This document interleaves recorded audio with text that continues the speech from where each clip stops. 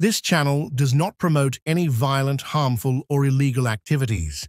All content provided by this channel is meant for an educational purpose only.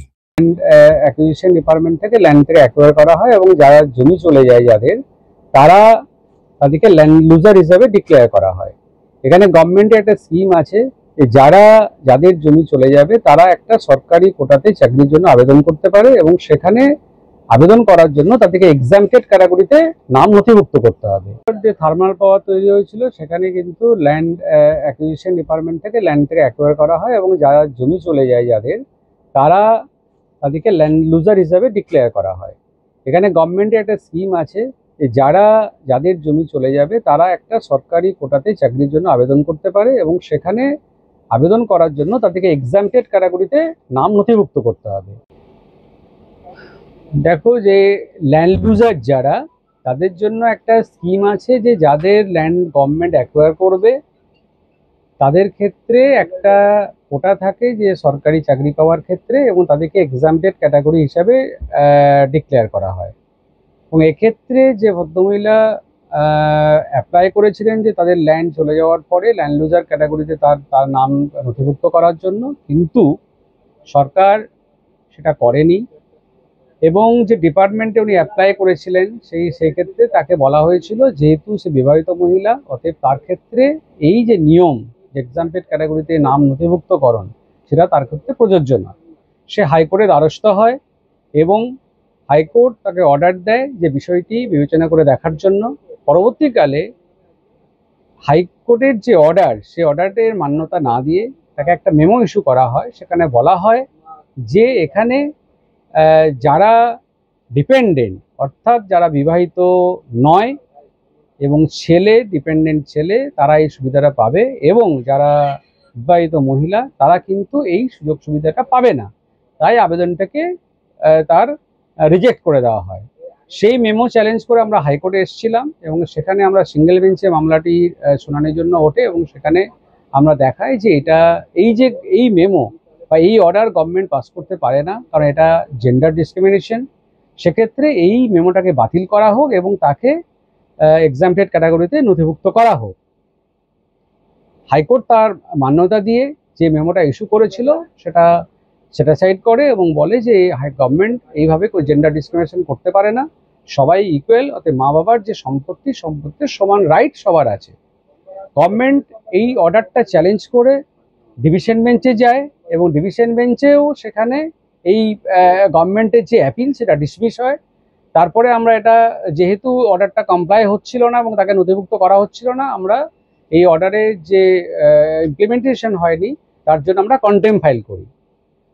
কন্টেম্পটি মহামান্য বিচারপতি অমৃতা সিনহার কোর্টে ওঠে এবং অথরিটিকে বলে যে কেন এই অর্ডারটাকে কমপ্লাই করা হলো না এবং সেখানে এফিডেভিট ফাইল করতে বলে যে কেন ডিভিশন বেঞ্চে এটা ডিসমিস হওয়ার পরেও তার ক্ষেত্রে এইটা ইমপ্লিমেন্ট হচ্ছে না এবং কেন তাকে সুযোগ সুবিধা থেকে বঞ্চিত করা হচ্ছে তার কারণ দর্শানোর জন্য আজকে মামলাটি শুনানি ধার্য করেন এবং তাকে এফিডেভিট ফাইল করতে বলেন।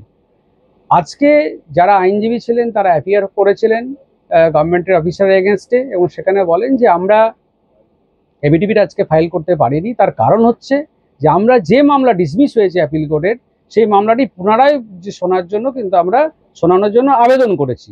সেক্ষেত্রে আমাদের পরিষ্কার বক্তব্য ছিল যে এইভাবে দীর্ঘদিন ধরে হাইকোর্টের অর্ডারটাকে ইমপ্লিমেন্ট না করে হাইকোর্টের অর্ডারটাকে ইগনোর করে এবং যে মামলা ডিসমিস হয়ে গেছে সেটাকে পুনরায় শুনানির জন্য হাইকোর্টের অর্ডারটাকে এইভাবে উইথহোল্ড করে রাখা যায় কিনা, এটা হাইকোর্টের একটা ডিগনিটি ব্যাপার এবং হাইকোর্টের যে এই অবমাননা এই রায়কে গভর্নমেন্ট কিন্তু মানতে চাইছেন না, গভর্নমেন্ট অফিসাররা ইগনোর করছেন। অতএব ইমিডিয়েটলি তাদের ব্যবস্থায় কন্টেম্প রুল ইস্যু করা হোক।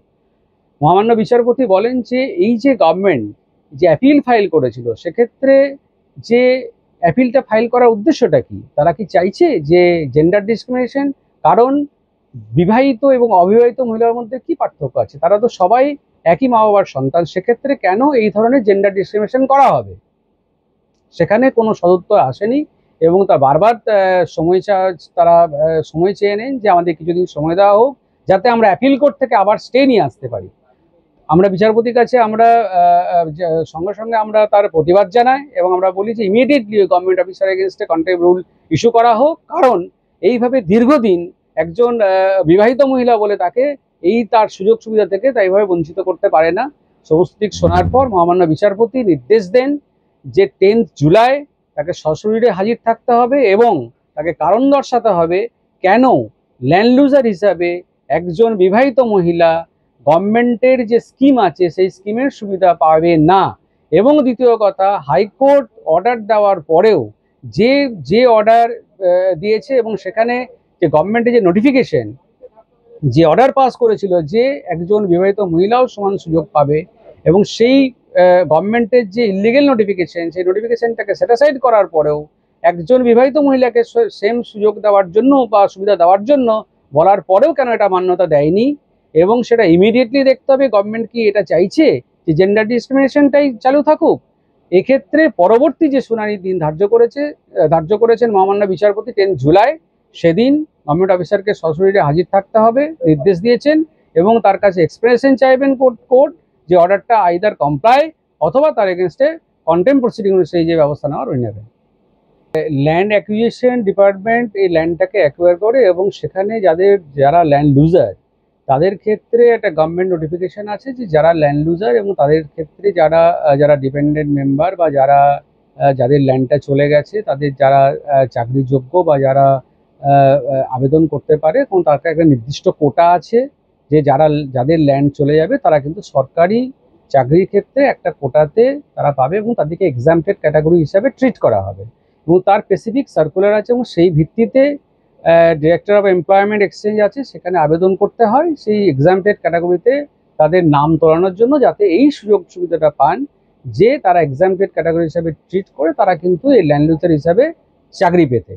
এক্ষেত্রে গভর্নমেন্টের যে নোটিফিকেশন ছিল সেই নোটিফিকেশনের ভিত্তিতে এই ভদ্র মহিলা সে আবেদন করেছিলেন। এখানে গভর্নমেন্টের যে নোটিফিকেশন সেই নোটিফিকেশনে ভিত্তিতে আবেদন করেছিলেন এই কারণে যে তার নামটা সেখানে নথিভুক্ত করা হোক এবং যাতে পরবর্তীকালে চাকরির ক্ষেত্রে কোটার যে সুবিধা আছে সেই সুবিধাটা উনি পান। কিন্তু গভর্নমেন্ট এখানে তার যে প্রেয়ার রিজেক্ট করেছিলেন এই কারণে যেহেতু সে বিবাহিতা, সে ডিপেন্ডেন্ট নয়, অতএব সেই ক্ষেত্রে কিন্তু এই কোটার সুবিধা তাকে দেওয়া হবে না। সেটার ভিত্তিতেই হাইকোর্ট রায় দিয়েছেন যে এটা একটা জেন্ডার ডিসক্রিমিনেশন।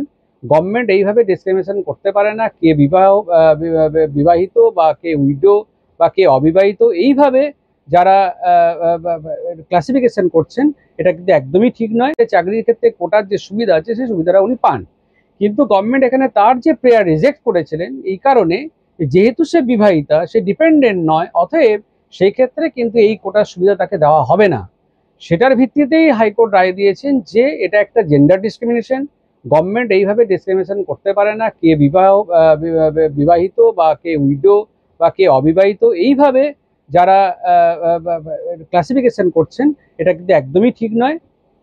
এটা one type of gender discrimination. সেই ক্ষেত্রে কিন্তু এটা করা যেতে পারে না। সেই ক্ষেত্রেই কিন্তু যে অর্ডারটা রিজেকশন অর্ডার দিয়েছিল সেই রিজেকশন অর্ডারটাকে কিন্তু হাইকোর্ট সেটিসফাইড করে।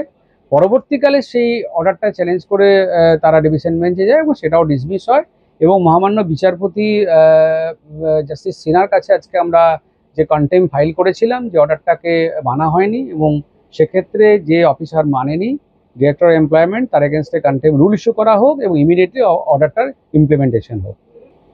দেখো, এইটা তো অ্যাকচুয়ালি একটা মামলার ক্ষেত্রে নয়, সারা ভারতবর্ষের বিভিন্ন হাইকোর্ট এবং সুপ্রিম কোর্টের সেভারেল জাজমেন্ট আছে যে এই ধরনের বিবাহ যারা বিবাহিত বা যারা বিবাহিত নয়, উইডো, এই ধরনের ডিসক্রিমিনেশন কিন্তু করা যায় না। কারণ গভর্নমেন্টের যে নোটিফিকেশন সবসময় তার ইকুয়ালিটি মেনটেন করতে হবে, কারণ all are equal before the law. সেই ক্ষেত্রে সুপ্রিম কোর্টের সেভারেল জাজমেন্ট আছে এবং অবশ্যই আজকে যেটা নির্দেশ দিয়েছেন যে একজন এমপ্লয়মেন্ট এক্সচেঞ্জের ডিরেক্টর কিভাবে হাইকোর্টের অর্ডারটাকে এভাবে অবমাননা করতে পারে, সেক্ষেত্রে একটা নতুন দিক আশা খুলে যাচ্ছে। কারণ পরবর্তীকালে তার এগেনস্টে যদি কন্টেম্প রুল ইস্যু করে তাকে পানিশমেন্ট দেওয়া হয় তাহলে এই ধরনের অ্যাক্টিভিটিস আর পরবর্তীকালে হবে না এবং যারা ল্যান্ড লুজার অ্যাপ্লিকেশন করার সঙ্গে সঙ্গে তারা তার সুবিধাটা পাবেন। সরকারের এখানে বক্তব্য ছিল, সেই বক্তব্যটা হাইকোর্ট গ্রহণ করেনি। সেখানে যারা বলতে চেয়েছিলেন, যারা সরকারি আইনজীবী ছিলেন, যে যেহেতু বিবাহিতা সেক্ষেত্রে ওনারা ডিপেন্ডেন্ট নন এবং অন্য পরিবারে ওনারা বাস করেন, সেক্ষেত্রে বাবার সম্পত্তি সংক্রান্ত কোনো কিছু যদি অ্যাকোয়ার হয়ে যায়, সে সম্পত্তি যদি কোনো গভর্নমেন্ট নিয়ে নেয়, সেক্ষেত্রে যে সার্কুলার আছে সেই সার্কুলারের বেনিফিটটা তারা কিন্তু পাবে না। হাইকোর্ট কিন্তু সেই মেমোকে স্যাটিসফাইড করে এবং সেখানে বলে যে এই ধরনের সার্কুলার কখনো ইস্যু করা যায় না, কারণ এখানে বিবাহিত, অবিবাহিত এবং যারা উইডো তাদের সমান অধিকার, তারা কোনো গভর্নমেন্টের নোটিফিকেশনের